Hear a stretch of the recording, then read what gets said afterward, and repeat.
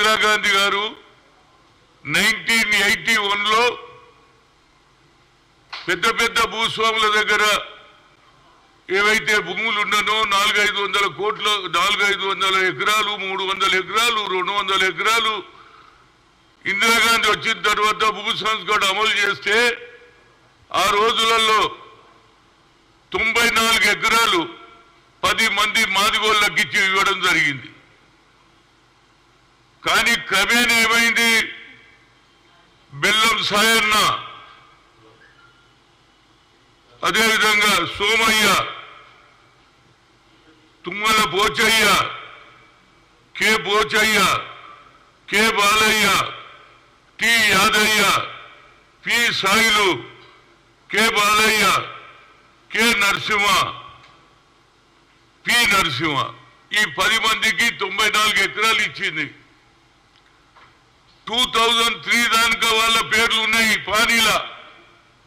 కానీ ఎప్పుడైతే outer ring road వచ్చిందో దొరలకు బుద్ధి పుట్టింది, అరే అమ్మ ఈ భూమి ఎట్లా కాపాడుకోవాలని.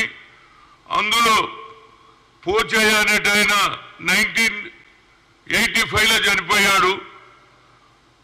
అదేవిధంగా పి నర్సయ్య 25/8/1988లో చనిపోయాడు. ఈ ఆసరా తీసుకున్నాడు. ఎప్పుడైతే ఔటర్ రింగ్ రోడ్ వస్తుందో ఔటర్ రింగ్ రోడ్కు 1 కిలోమీటర్లనే ఈ భూమి ఉన్నది. ఆ రోజులలో నీళ్లు లేవు, వ్యవసాయం చేసే ఛాన్స్ లేదు, డబ్బులు లేవు అని పడవ పడ్డా వాళ్ళు ఏదో గడ్డికో బిడ్డికో ఆవులకో మేకలకో పోసుకునేటట్టు ఉంటే రాగి కృష్ణారెడ్డి గారు, వాళ్ళ అన్న పేరు ఏంది రాగి దేవంతర్ రెడ్డి, ఆయన ఇలిట పోయిండు ఎక్కడికి, వరంగల్లా. ఆయన కూడా ఎప్పుడు చనిపోయిండు? 1994లో చనిపోయిండు. కానీ ఈయన 1997లో హైకోర్టుకు పోయి వీళ్ళందరూ చచ్చిపోయిన వాళ్ళకి ఫోర్జరీ సంతకం చేయడం, మిగతా వాళ్ళు నిలబెట్టి పోచయ్య బాలయ్య పేర్లు పెట్టి నిలబెట్టేసి ఆ భూమి హైకోర్టులో ఆర్డర్ తెచ్చుకొని 1997లో ఆర్డర్ తెచ్చుకొని 2003 దానిక వీళ్ళ పేర్లే ఉన్నాయి. ఆ తర్వాత రెవెన్యూ డిపార్ట్మెంట్ ఏ విధంగా పనిచేసిందో ఆనాడు ఉన్నటువంటి హనుమంతరెడ్డి ఎంఆర్ఓలు ఇమీడియట్ గా పేర్లు మార్చేసుకున్నాడు. ఎవడే గాని కొడుకుల పేర్లు రాస్తాడు, కానీ కొడుకులు రాగి కృష్ణారెడ్డి ఆయన భార్య తన పేరు చేసుకొని తర్వాత ఏం చేసిండు? రాజీ శ్రీధర్ రెడ్డి అనితారెడ్డి పేరు రాశాడు. అదేవిధంగా రాగి శ్రీధర్ రెడ్డి రాజీ లింగారెడ్డి ఆయన పేరు అనసూయ, వాళ్ళిద్దరు ఆడోళ్ళ పేర్లు చేసుకున్నాడు. నాకు ఈ సంగతి తెలిసి 8 సార్లు పోయినా కీసరకు జాయింట్ కలెక్టర్ గారిని కలిసిన. ఆయన అంటాడు నేను నా చేతులు ఏం లేదు సార్, ఇది కోర్టుకు పోయింది అన్నాడు. మరి మీరేం చేస్తున్నారు? 1993 దాకా ఉన్నటువంటి పానీల పేర్లు ఏ విధంగా రెవెన్యూ చేసినారో అది నా చేతులు ఏం లేదు సార్, కోర్టులో పోతుందని. కోర్టులో కేసు నడిచేటప్పుడు హెచ్ఎండిఏ వాళ్ళు పర్మిషన్ కూడా ఇచ్చిర్రా బాబు. వా ఏం హెచ్ఎండిఏనయా నాకు అర్థం కాదు. కోర్టులో కేసు ఉంటే ఎట్లు ఇచ్చిర్రు? ఎందుకంటే రెవెన్యూ వాళ్ళని మేనేజ్ చేసుకొని డబ్బులు ఇచ్చి కోడంగా పేరు చేసుకున్నాడు. ఈ మాట ఎవరు చెప్పిండ్రు? రాహుల్ గాంధీ ఖమ్మంలో బహిరంగ సభలో చెప్పాడు. ఏమని? ఇందిరాగాంధీ ఇచ్చినటువంటి భూములు కూడా తీసేసుకున్నారు అన్నారు. ఇది ఇంతకంటే క్లియర్ కేసు ఏం కావాలి? ఇవాళ నేను చూసిన మా శ్రీనివాసరెడ్డి గారు రెవెన్యూ మినిస్టర్ మొదటి రోజే ఆయన ప్రభుత్వంలో వచ్చిన తెల్లారే ఇంత పెద్ద బుక్ ఇచ్చిన ఆయనకి ఇచ్చిన, రేవంత్ రెడ్డి గారికి ఇచ్చిన. ఆ తర్వాత ఇది జరిగినాక హెచ్ఎండిఏ ఆఫీస్కు నేను కోదండ రెడ్డి శ్రీనివాస్ అనే వాళ్ళ మనవాడు మేము పోయినాము. పోతే కాయిదాలే అయ్యారు మాకు. ఏం గవర్నమెంట్ ఇది నాకు అర్థం కాదు. మరి ఇచ్చిన గవర్నమెంట్ ఎవరు చేసిండు? ఇది కమిషనర్ ఇవ్వాలి పర్మిషన్, కానీ సెక్రటరీతో తీసుకున్నాడు. ఆర్డర్ ఏమున్నదంటే commissioner should give HMDA permission. దానికి కూడా సెక్రటరీ ఇచ్చేసి ఇవాళ మొదలు 6 ఎకరాలు ఇప్పుడు 30 ఎకరాలు ఇచ్చేసిండ్రు. ఒక్కొక్క విల్లా 3 కోట్లకు అమ్ముతున్నారు. ఆ కుటుంబ సభ్యులు 120 మంది రోడ్ల మీద తిరుగుతున్నారు. తిండికి లేదు. ఎన్నిసార్లు భూమి మీదకి పోతే పోలీసు వాళ్ళు అరెస్ట్ చేస్తారు. నేనేమంటున్నా అంటే ఈ ప్రభుత్వం వచ్చిన వెంటనే అందరు నాయకులు పాదయాత్రలో చెప్పారు ఎవరి భూమి వారికి అంటారు. మరి ఎవరి భూమి ఉన్నది? ఇది ఇందిరాగాంధీ ఇచ్చిన భూమి తీసుకున్నారా లేదా? మరి ఆ భూమి రేపు ఇల్లు కట్టేసినాక ఇల్లు ఎవడు కూలగొడతాడని నేను అడుగుతున్నా. శ్రీనివాసరెడ్డి గారు 10 రోజుల లోపల సెటిల్ చేస్తా అంటున్నాడు. ఇది మొదలు సెటిల్ చేయాలి. ఆ పేద కుటుంబం ఏం కావాలంటున్నా బిచ్చం అడుక్కుంటున్నారు. ఏది చెట్ల కింద వండుకుంటున్నారు, ఆర్టీసీ బస్ కింద వండుకుంటున్నారు, ఫుట్పాత్ల మీద వండుకుంటున్నారు. ఇంతకంటే అన్యాయం ఏం కావాలరా బాబు?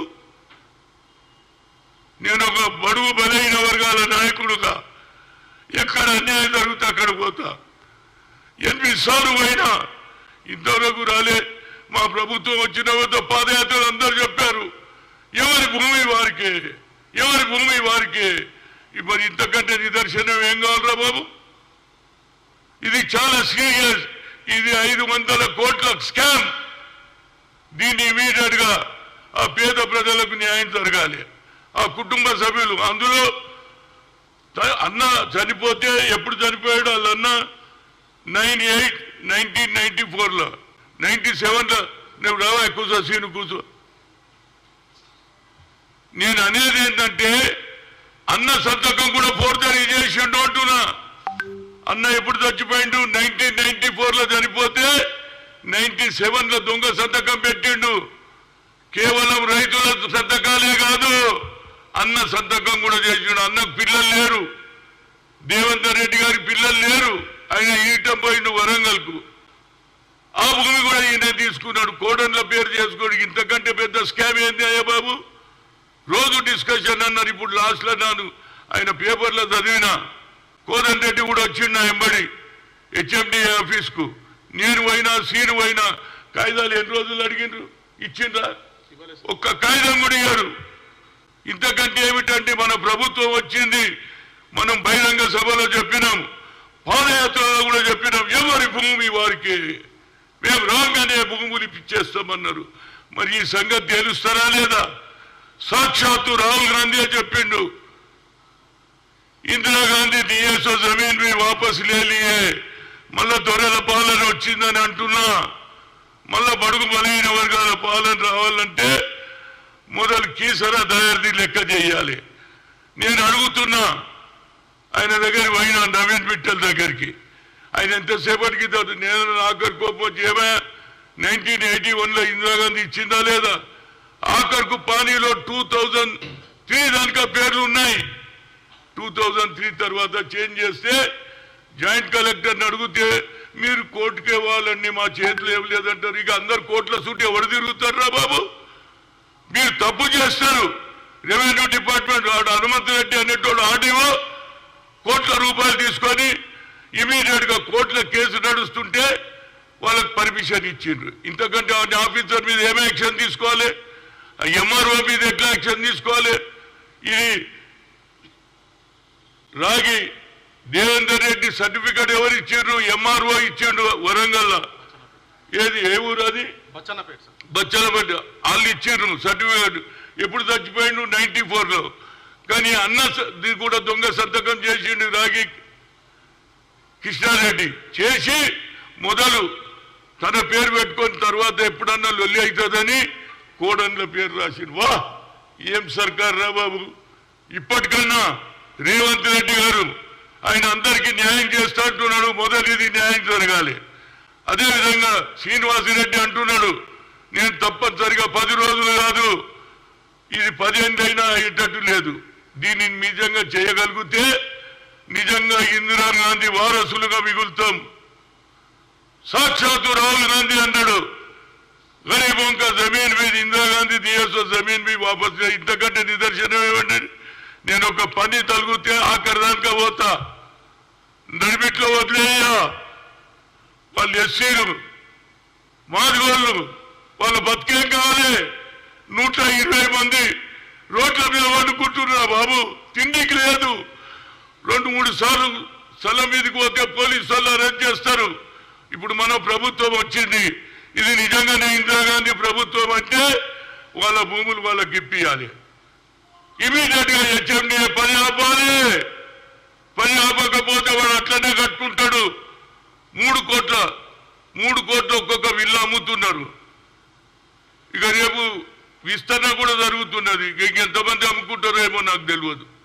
నేను అనేది ఏంటంటే, నేను ఒక బాధతో చెప్తున్నా, ఇందిరాగాంధీ లాయలిస్టు, రాజీవ్ గాంధీ లాయలిస్టు. న్యాయం జరగాలి. ఇందిరాగాంధీ ఏ ఆలోచనతో పేద ప్రజలకు భూములు ఇచ్చిందో వాళ్ళకి ఇస్తారా లేదా అనేదే పాయింట్. 10 రోజులలో ఫస్ట్ సెటిల్ చేయండి. ఇంతకంటే అన్యాయం ఇంకోటేది? ఎవరు ఇవ్వాలి పర్మిషన్ చెప్పు, ఆ కాగితం ఏది? Proceedings the secretary HMDA president ఎవరు ఇవ్వాలి? ఇది కమిషనర్ ఇవ్వాలి కదా. పర్మిషన్ ఎవరిచ్చిండు? సెక్రటరీ ఇచ్చిండు. ఇంతకంటే అనేది ఏంటంటే, ఇది న్యాయమైన కేసు. ఇది 500 కోట్ల ఏది స్కామ్. దీన్ని మొదలు తేల్చాలని కోరుతున్నా. ఎట్టి పరిస్థితులలో పేదవాళ్ళకు దక్కాలి ఆ భూమి, లేకుంటే వాళ్ళు అడక తింటారు, లేకుంటే దొంగతనాలు చేస్తారు, లేకుంటే నక్సలైట్లు అవుతారు. వాళ్ళు తిండి లేకపోతే ఏం చేస్తారు? కడుపు కాలినోడు. కనుక నా ఉద్దేశంలో ఇది న్యాయమైన కేసు. ఇది దీన్ని మీ శ్రీనివాసరెడ్డి గారు ఇమీడియట్ గా హెచ్ఎండిఏకు నేను పోయి అడిగిన ఎవరిని, నవీన్ మిట్టల్ను. ఓ కాగజ్ కావా, ఏ కాగజ్ కావా, ఇవి ఇంత పెద్ద డిస్టే ఇంట్లోకి లెక్క తీసి మాకే క్వశ్చన్లు వేస్తుండ ఆయన. ఏం క్వశ్చన్లు వేస్తున్నారో ఇవి? నేను రెడ్డి కూర్చుంటే క్వశ్చన్ వేస్తే నేను అంటే, Naveen Mittal, first of all you tell 1981 Indira Gandhi दिया जमीन है नहीं है, हाँ फिर क्वेश्चन कई को पूछ रहा हमको, कौन लिया उसको पूछो అంటే ఏం చేసిండు? ఇప్పుడు ఆయనకి ఇచ్చేసిండు, హెచ్ఎండిఏకు పంపించిండు. అందులో ఏం రాయలే. హెచ్ఎండిఏకి ఇస్తే నేను దానకిషోర్ని అడిగితే నాకు వచ్చింది సార్, నేను ఇప్పుడు చూస్తున్నా సార్. ఎప్పుడు రా సచ్చినాక చూస్తావురా బాబు? బతుకున్నప్పుడు చూడు. ఇప్పటిదాకా నేను కేసునే తెలియజేస్తలేదు. ఇంత పెద్ద స్కామ్ ఇది, 500 కోట్ల స్కామ్ ఇది. దీన్ని ఇమీడియట్ గా శ్రీనివాసరెడ్డి గారు తేల్చాలి. పేద ప్రజలకు ఇచ్చినాడే నిజమైన ఇందిరా కాంగ్రెస్. రాజీవ్ గాంధీ చెప్పిన ఫస్ట్ మాట, దాన్ని మీరు నమ్మకాన్ని ఒమ్ము చేయకుండా వీళ్ళ భూమి ఇమీడియట్ గా ఇవ్వాలి, పని ఆపాలి. పని ఆపకుంటే వాడు అన్ని కట్టేసి అమ్మేసుకుంటాడు. కట్టిన ఇండ్లు మీరు కూలగొడతారా? వాడు అన్ని కట్టుకున్నాక ఎవరి భూమి వారిదే. ప్రతి స్పీచ్లో ఆహా ఎవరు మేము రాగానే ఎవరి భూమి వారికే. ఎవరికి ఉన్నది రాబాయి? భూములు పోయిన వాళ్ళు పరిశాన్ ఉన్నారు. మన స్లోగన్ బాగుంది కానీ ఇంప్లిమెంటేషన్ లేదు. ఇంప్లిమెంటేషన్ జరగాలి. ఈ కేసులో న్యాయమైన కేసు. ఇందిరమ్మ ఇచ్చిన భూములు ఎవరికో కాదు, బాజాబ్తా ఇందిరమ్మ ఇచ్చింది. వాళ్ళు ఉంటున్నారు. 2003 దానిక వాళ్ళ పేర్లు ఉన్నాయి. 2003 తర్వాత రాగి కృష్ణారెడ్డి ఎంటర్ అవుతాడు. తర్వాత కోడన్ల పేర్ల మీద రాస్తాడు. కోడన్ల పేర్లు కూడా చెప్పిన, కొడుకుల పేరు రాయలే. తెలుసు ఆడోళ్ళకి ఇస్తే ఎవడు అడగడని. వా ఏం తెలివిరావు అవి రా. ఆఖరు అన్నను కూడా మోసం చేసినావు కదా భయ్.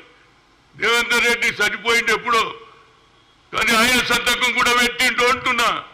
ఇంతకంటే నియంకేతం నేను మీడియా మిత్రులకు కోరుతున్నా గురు, ఇది ప్రజల సమస్య. మీరే గట్టిగా రాస్తే వాళ్ళకి ఏదైనా న్యాయం జరుగుతుంది, లేకపోతే న్యాయం జరగదు. నేను మీడియా మిత్రుల మానవతా దృక్పథంతో చెప్తున్నా. ఇది న్యాయమైన కేసు. ఇంత పెద్ద బుక్ ముఖ్యమంత్రికి ఇచ్చిన, అదేవిధంగా శ్రీనివాసరెడ్డికి ఇచ్చిన, ఇక ఇంతకంటే ఏం చేయాలి చెప్పండి? ఒక పార్టీలో బడుగు బలహీన వర్గాల గురించి ఆలోచన చేసే ఇందిరా ఆలోచనను, రాజీవ్ గాంధీ ఆలోచనను ఇంప్లిమెంట్ చేసే సరి అయిన కేసు ఇది. ఇది న్యాయం జరగాలి. మీరు కూడా దయచేసి దీన్ని బాగా రాయాలండి. పేద ప్రజల గురించి పత్రిక ఎందుకున్నది? పేదవాడి గురించి, కేవలం ధనవంతుల గురించి కాదు. పేదవాడికి అన్యాయం ఇంత పెద్ద బుక్ ఇచ్చిన ఇప్పటికి కూడా సాల్వ్ అయితే లేదు. శ్రీనివాసరెడ్డి 10 రోజులలో సెటిల్ చేస్తున్నాడు. First of all my request, Keesara ఇష్యూను మొదలు తేల్చండి, పని ఆపండి. లేకపోతే ఆడు కట్టుకుంటూనే ఉన్నాడు. మొదలు 6 ఎకరాలు ఇచ్చాడు, తర్వాత 30 ఎకరాలు ఇచ్చాడు, మళ్ళా 30 ఎకరాలలో మళ్ళా ఏది విల్లాలు కడుతున్నాడు. ఆ విల్లాలు కట్టినాక ఏమైతే చెప్పు, ఏమైతుంది? భూములు ఉంటాయా? కట్టకు ముందే ఆపాలి. ఆ 30 ఎకరాలు 6 ఎకరాలు అన్నీ లేఅవుట్ అయిపోయింది, కడుతూనే ఉన్నారు. బిల్డింగ్లు దగ్గర ఉన్నది. 3 కోట్లకు ఒక విల్లా అమ్ముతున్నాడు. పేదోడేమో అడగ తింటున్నాడు. పోలీసు వాళ్ళు పోయి స్థలం మీదకి పోతే ఎన్నిసార్లు 2 సార్లు 3 సార్లు అరెస్ట్ చేశారు. ఇంతకంటే ఏం చెప్పాలండి? పత్రికా మిత్రుల కోరిక ఏంటంటే ఇది న్యాయమైన కేసు, మీరు న్యాయం చేయండి. మీరు బాగా రాస్తే ప్రభుత్వం కూడా కదులుతుంది. ఎందుకంటే నేను ఒక బీసీ అయినా, ఎస్సీ ఎస్టీలకు మైనార్టీలకు ఎక్కడ అన్యాయం జరిగినా, అదేవిధంగా హాజీపూర్లో 3 అమ్మాయిల మీద రేప్ కేసు అయింది, మర్డర్ చేసిండ్రు. కానీ 8 సార్లు పోయి అందుకు శిక్ష ఇస్తే ఇప్పుడు కూడా కోర్టు హైకోర్టు అప్రూవల్ ఇస్తలేదండి. ఇంతకంటే ఇంకేం న్యాయం జరుగుతుందండి? ఎప్పటికి మళ్ళీ పేషీకి వస్తుండే. ఎన్ని పేషీలు అయినా ఇప్పటిదాకా 20 సంవత్సరాలు అయింది, 20 years తిరుగుతూనే ఉన్నారు కోర్టుల చుట్టూ. ఏమండి 2003 నుంచి కోట్ల చుట్టూ తిరుగుతుంటే పేదోడు ఎడికెళ్ళి తెస్తారా బయట? డబ్బులు ఉండాలి కదా. పెన్నాల పుస్తకాలు కూడా అమ్ముకోవాలా భయ? మేము పేదోళ్ళకు ఒక లాయర్ పెట్టాలి. ఇటువంటి కేసులో ఒక్క పైసా తీసుకోకుండా గవర్నమెంట్ కట్టాలి. అప్పుడే పేద ప్రజలు ముందుకు వస్తారు. లేకపోతే పోతే ఓనీరాబాయ్ అని ఊకుంటారు. వాళ్ళు అడగ తింటుంటారు. కోటీశ్వరుడు అవుతున్నాడు. కనుక దయచేసి ఇది న్యాయమైన కేసు. ఇది క్లియర్ ప్రూఫ్ ఉన్నది నా దగ్గర. ఈ బుక్కే ఇచ్చిన, ముఖ్యమంత్రికి ఇచ్చిన, శ్రీనివాసరెడ్డికి ఇచ్చిన, అదేవిధంగా హెచ్ఎండి ఆఫీస్కు నేను కోదండరెడ్డి పోతే కూడా వాళ్ళు కాగితాలు ఇస్తలేరు. ఎవరు చేస్తున్నాడు ఈ మోసం? కేసీఆర్ తనకు తానే గొప్ప అనుకున్నాడు. ఇది 60 నువ్వు చేసిన సర్కార్ 10 ఏళ్లలో ఇందిరాగాంధీ ఇచ్చిన భూములు కూడా అమ్మేసుకుంటున్నా. నీ రెవెన్యూ డిపార్ట్మెంట్ ఏం చేస్తుంది? రెవెన్యూ డిపార్ట్మెంట్ పూర్తిగా ఏది కింది దానిక. దాన్ని న్యాయం చేయకపోతే ఇట్లనే రెవెన్యూ డిపార్ట్మెంట్ తింటుంటారు. సర్వే నంబర్లు చేంజ్ చేస్తారు.